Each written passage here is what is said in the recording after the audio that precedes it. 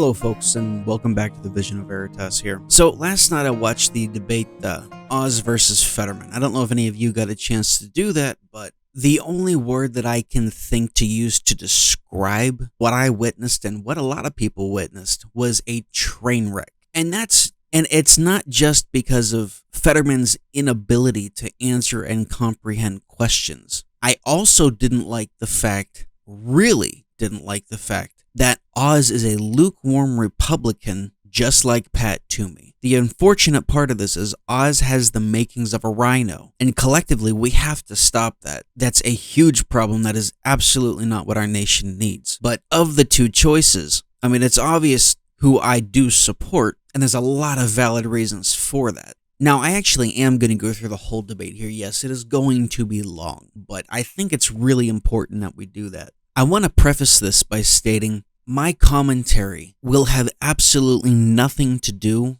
with the effects and the aftermath displayed with regards to Fetterman's stroke. On a purely human level, it's very unfortunate what happened to him. On a policy level, his policies are just as bad now as they were prior to his stroke. So my commentary will have nothing whatsoever to do with his stroke. Now, when we watch this here, I truly believe that Fetterman as a whole doesn't know the answers to some of these questions. The reason why I'm saying this is because you can tell when he gets a little flustered and then it's almost like a default. He defaults to kind of throwing a cheap shot out at his opponent, Oz. And usually it's a personal attack. Now, as far as political debates go, I'm all for attacking your opponent as long as it's about the politics of the opponent. That's what these debates are for. But I have a problem with the cheap shots because you don't know the answer to the question or you simply don't understand the question. So you default to an ad hominem answer. And it doesn't do anybody good. It makes you look like a moron. Gentlemen, Dennis. Let's turn now, gentlemen, to the issue of Social Security. It is only fully funded through 2034. Many Americans are worried that they will never receive their full benefit or have to accept cuts to their benefits. Mr. Fetterman, how are you going to make sure it is there for them? You have 60 seconds. We need to make sure that Dr. Oz and the Republicans believe in cutting Medicare and Social Security. And I believe that they have to support and expand Social Security. And if somebody send me to Washington, D.C., I would support and stand and to support Social Security. Okay, thank you, Mr. Oz. Same question to you. How are you going to make sure that Social Security is available for future Americans? You have 60 seconds. We made a deal with the wonderful seniors of our nation. They worked their hearts out. They paid into a program. No one's going to touch it on my watch except to make sure that it's stronger than it is right now. Social Security, Medicare, which I know a lot about as a doctor, are the fundamental element of security for our seniors, and they deserve to feel like they're valued by our nation.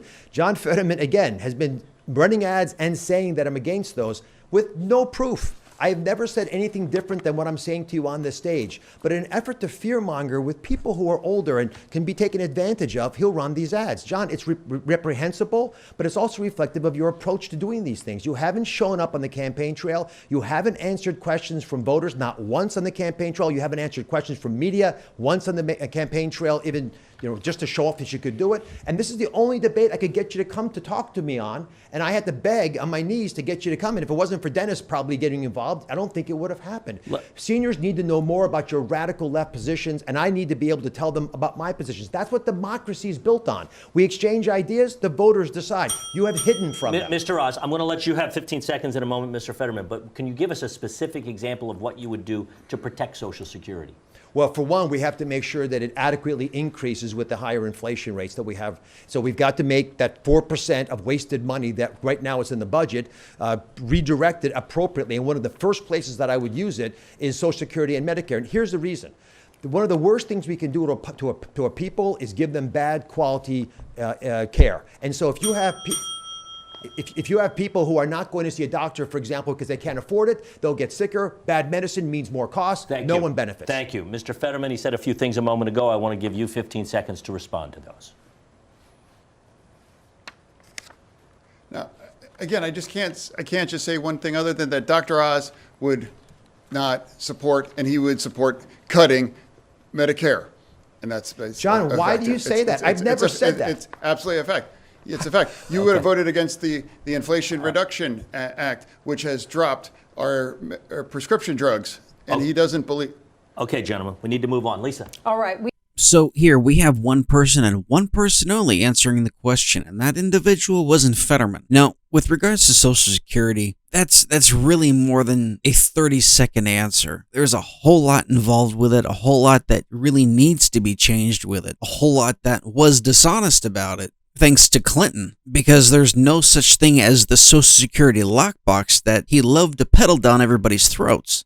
He wasn't called Slick Willie for a reason. The man was an extremely smooth talker. He could sell ice to an Eskimo. But rather than taking more time and talking about Social Security, which, like I said, that can be an extremely long discussion, and it's something that really should be discussed. Oz is the only individual that actually answered the question, or that made an attempt to answer the question. The only thing Fetterman has shown that he can do throughout this entire thing is A, make up stuff, B, say that there is this rule where when Oz is talking, he's lying, and C, blame somebody else. I don't know what more proof or evidence that you need to come to an objective conclusion that this man isn't fit to represent a state. If you stuck around and listened to this entire thing, I cannot say how appreciative I am of you, for doing so. You didn't have to do that. Please listen to it, share it to your friends, take it to heart. If you've learned anything from this, please like, share, and subscribe. Like I said earlier, please send this to your friends. I need all the help I can get with expanding this channel, and that's what I would truly love to do, but I can't do it without you. So, once again, at the risk of sounding like a parrot, please like, share, and subscribe. I would greatly appreciate it. Thank you for sticking around. Have a good day, and take care.